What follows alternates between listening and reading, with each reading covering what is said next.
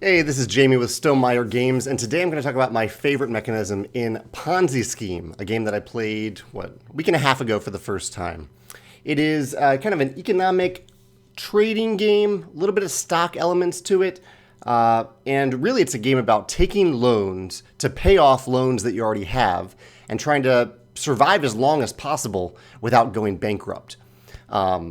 Which is a very interesting theme. The theme is integrated really well into the mechanisms, and I really like that. Even though it isn't my favorite mechanism, I love the idea that at a certain point, the game will end because a player simply goes bankrupt, and all the other players, as in debt as they may be, are still eligible for the win, and they get to count their points, while the player who went bankrupt does not. So you're kind of trying to outlast the other players. There's a really interesting interaction there of passive interaction with the other players, of just trying to outlast them in terms of the loans that you've taken out. Now, my favorite mechanism is actually tied to my favorite component in the game, which is this faux leather wallet. Or maybe it's real leather. I don't know. It felt faux, but it might be real. So it's this little wallet, this little money case, and it's really nice. They could have done cardboard, I think, but it's this faux leather material, and it's made perfectly so you can slip money in there or not slip money in there, or slip any amount of money in there to kind of propose a trade with another player. And so at the end of every round, each player gets the opportunity to propose a trade, or essentially a buyout, to one other player.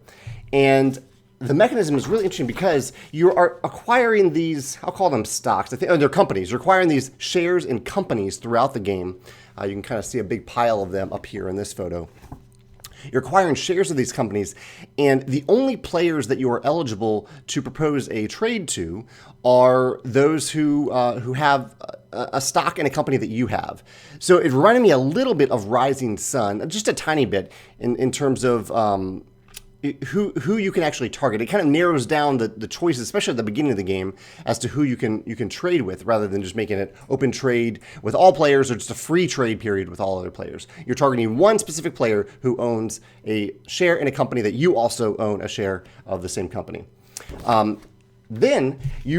So if, say, I look at you and I see that you have a share of one of the companies that I want to propose a buyout of it. I want to try to buy it from you. And so I take some money, some of my money, and I put it in this little envelope. I don't show any other players, and I hand it over to you, which reminds me a lot of the thing that you might see in movies or TV shows where you write down a number on a piece of paper and slide it across the table. I've always wanted to see that in the game, and I love that they put that in this game.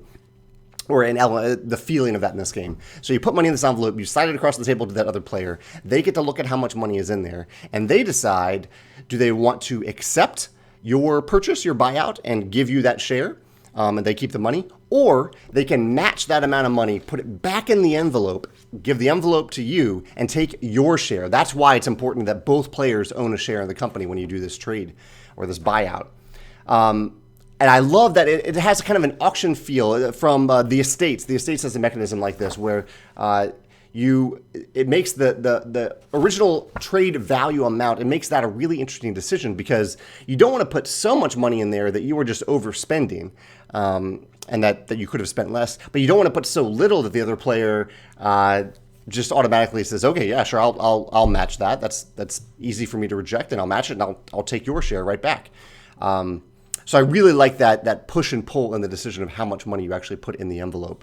And I also we didn't do a lot of this in our game, but I like the other forms of interaction that can come from this. So at one point, I looked at another player. She had a share that I wanted. I think I had a different share that I thought that she wanted, and I said, let's just work this out. I'm going to put a very small amount of money in this envelope.